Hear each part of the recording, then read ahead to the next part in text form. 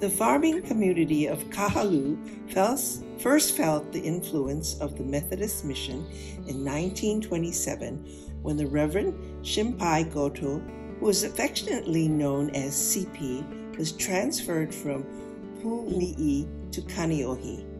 To this energetic and zealous Christian, the whole Windward Coast, from Waimanalo to Kahalu'u, was his parish. Parker Memorial United Methodist Church was founded under his leadership in 1929, and Kailua United Methodist Church followed the next year. Our own Kahalu'u United Methodist Church was completed and dedicated on October 11, 1931, with a membership of 9 adults and 164 children enrolled in the Sunday school. Reverend Goto's love and knowledge of baseball, having been a member of the senior Asahi team, enabled him to establish rapport with the youth of the community. But with those parents who came from the Buddhist and ancestral worship background, there was another story. Fortunately, Reverend Goto's ability to read and write English offered him the opportunity to assist these farmers.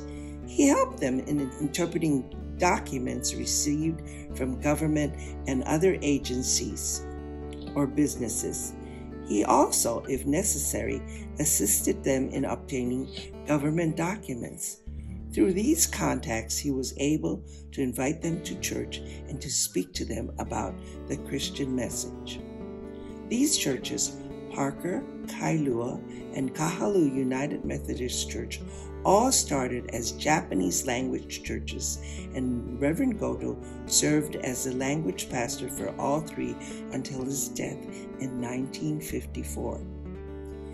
In 1947, despite the shortage caused by the Second World War, District Superintendent Dr. William Fry was able to scrounge enough building materials to build a small parsonage on the church ground. The Reverend and Mrs. James Terauchi became the first residents there. The shepherd had finally come to live among the flock.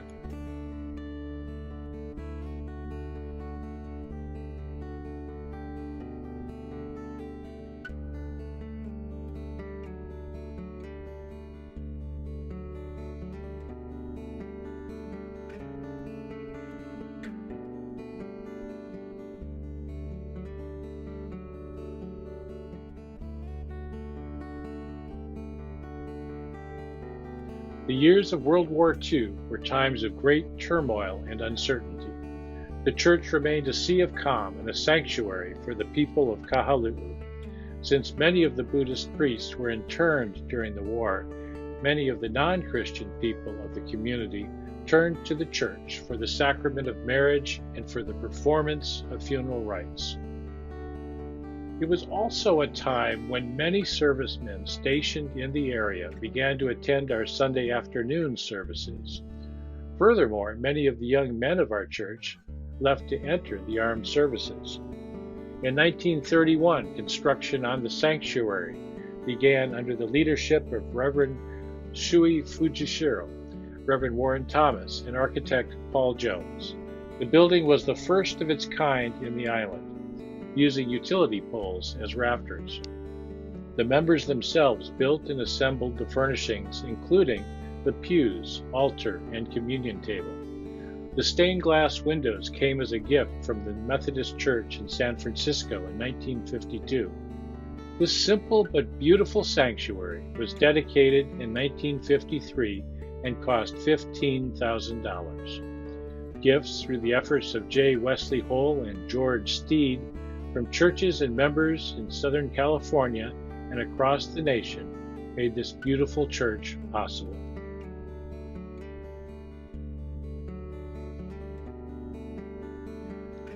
Unexpectedly, in 1954, many of the church's young adults began leaving the islands for better opportunities elsewhere, a move which left the church severely crippled for many years to come. Fortunately, as Kahalu'u gradually changed from a farming to a bedroom community in the late 1950s and 60s, others who had moved here and our own youth who had married and moved back gradually took the place of those who left. This present membership, with a much more diverse background, equipped the church for the challenges ahead.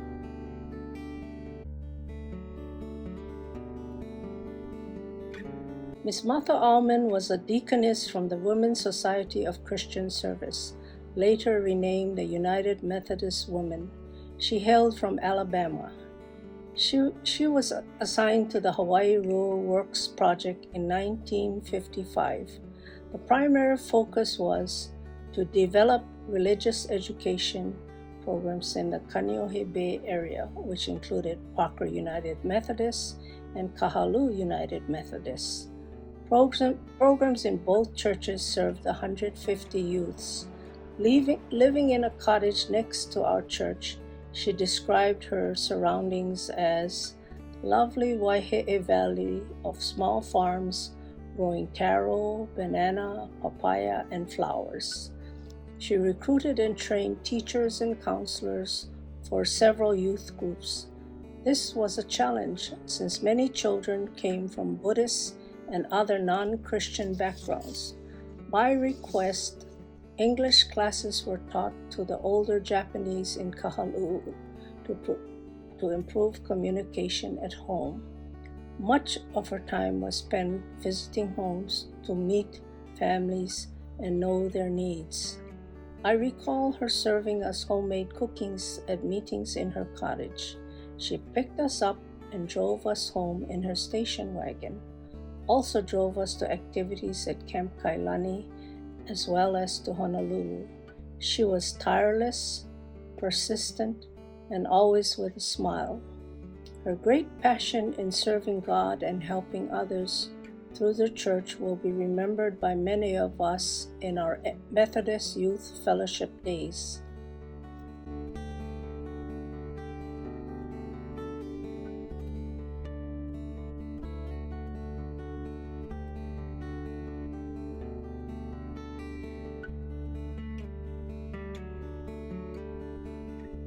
With a strong Sunday school and youth group, the church planned to build an education building. A building committee was elected and a building fund was started during the pastorate of Reverend James Terayuchi. The fund drive successfully raised $40,000 within the local congregation.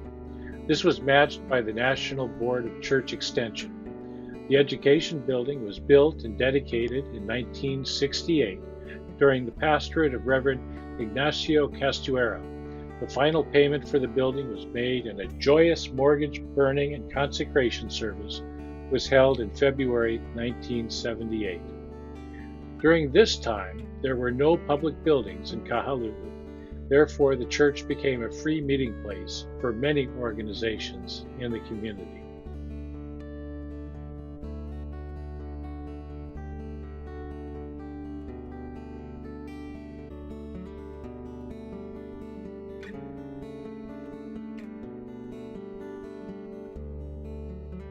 On October 11, 1981, we celebrated the 50th anniversary of this church. It was fitting that our pastor at that time was one who grew up in the church and community. Robert Nakata served as director of the Key Project, a private social service agency, and part-time pastor of a church. His prophetic vision of social justice for all people led the church into deeper involvement in community problems and its solutions. Thereby, the Methodist heritage, a strong emphasis on social justice, came alive in our church. Around the same time, the church group strengthened as youth activities became a vital part of the church's life. These gatherings became focused on unity and spiritual growth.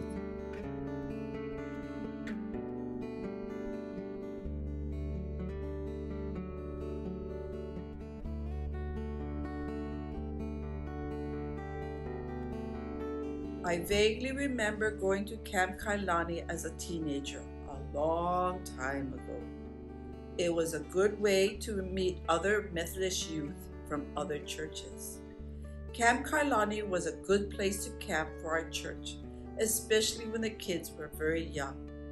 There were cabins to sleep in, and an area between the rooms to eat or do crafts. The kids went to the beach to swim, play in the sand, or check out the tide pools.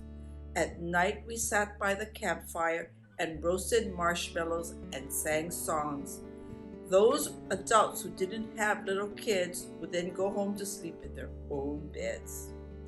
Unfortunately, Camp Kailani was eventually sold, but the kids got to go to other camps like Mokuleia, where they got to meet kids from other churches. One of the most memorable ones was Camp Malohia, a Boy Scout camp on Maui. At that camp, it rained the whole time day. Jennifer Spray, Jessica Uweki, Josh Jin Pickett, and my Sarah Murakami was there. They said they played mud ball and moved the beds so that the rain wouldn't drip on them. They almost didn't make it back because the bus that was supposed to take them to the airport had a hard time going up the road to the camp. I got all this when I picked them up at the airport. Besides the district camp, we had a few Kahalu'u church outings. I believe one of which Margaret took the MYF group to the Turtle Bay's cabanas. As our youth group dwindled, they still had opportunities to go to district camps, but most of the outings were for either the adults or mixed age groups.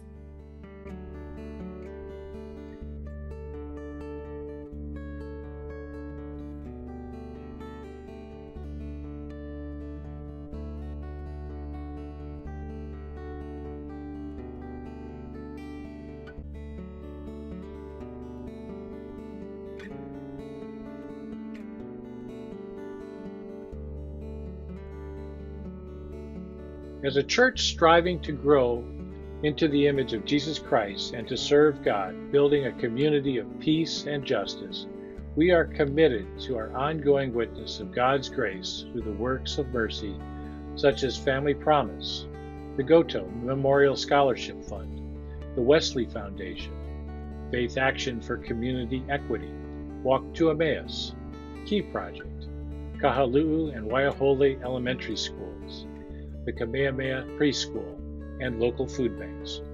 We want to continue being a light for everyone in our community and beyond, a loving, supportive congregation which refuses to be hidden no matter the circumstances and challenges that may come our way.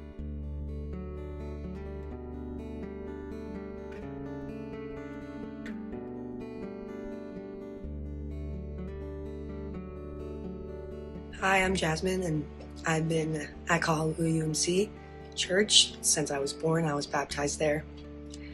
It's hard to put in 2 minutes what our church means to me, how much it's done for me and my family, how magical its mission is. It truly is a place that I've called my second home growing up. Being able to be in such a small church, it's so personal. Everyone knows each other, everyone cares for each other, everyone's always checking in on each other.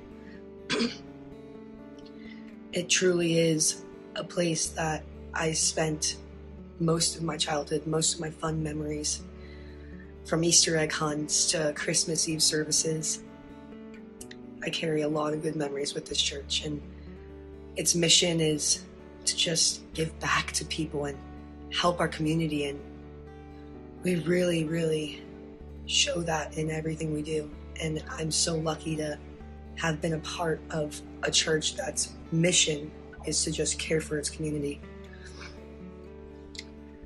I'm truly lucky to still be a part of the church to this day, and I plan on doing it for the rest of my life. But Kahalu'u UMC is a church unlike any other.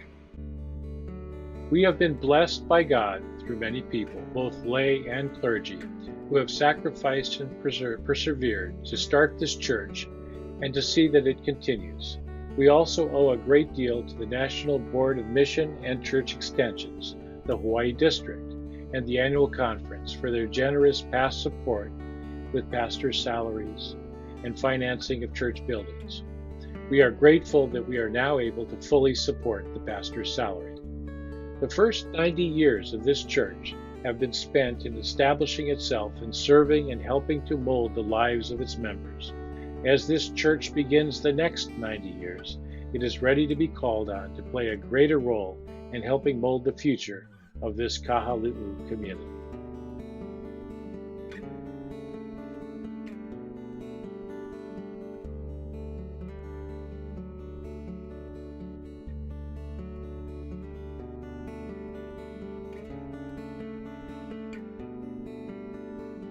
Our church has been blessed by God in so many ways through the years.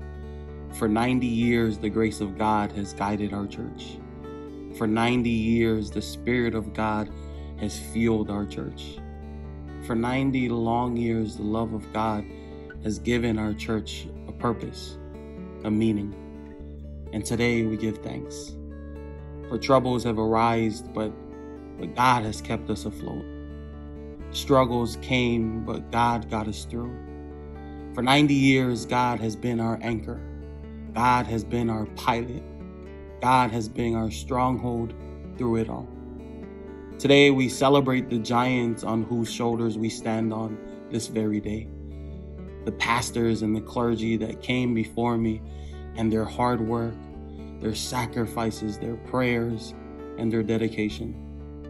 Today, we reminisce as we relive and cherish the people, the memories, and the moments that we keep close to our hearts. To those here and those who have gone on, forever they live on through each of us. For the smiles, the laughs, and the time spent together, Lord, we give you thanks. Today, we revisit our past as we look forward to our future, a future that may seem unclear, a future with uncertainties and unknowns, but with boldness and with strength, we walk forward nonetheless, because we know that we are not walking alone. So whether it be a worry, whether it be a pandemic or a panic, with God and with one another, we will continue to strive to grow into the image of Jesus Christ and to serve God, building a community of peace and justice for many years to come. With God and with one another, we will continue to be a light in our community and a beacon of hope out into the world. Church, with God and with one another, we will continue to be Kahalu'u United Methodist Church together.